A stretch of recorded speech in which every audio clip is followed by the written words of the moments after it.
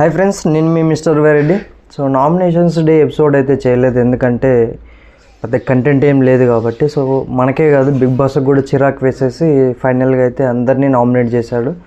So మొత్తం ఫైనల్గా అందరూ నామినేషన్లో ఉన్నారు. ఎందుకంటే సో అక్కడ వాళ్ళకి 5 minutes టైం ఇచ్చారు. ఈ 5 minutesలో ఎవరు ఏంటి అనేది, అంటే వాళ్ళ నామినేషన్ చేయాలా, ప్లస్ ఆపోజిట్ వాళ్ళు వీళ్ళను సమర్థించుకోవాలన్నమాట.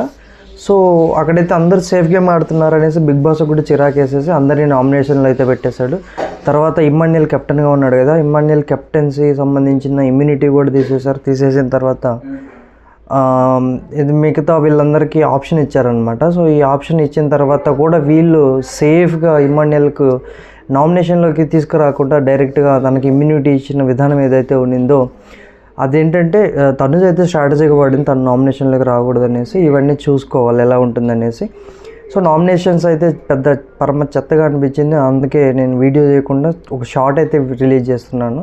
సో ఎపిసోడ్ వీడియో అయితే సపరేట్గా చేస్తాను. సో ఇవాళ మంచిగా జరిగింది టాస్క్లు కానీ ఇవి కానీ. సో వాటి గురించి మనం సపరేట్గా మాట్లాడుకుందాం.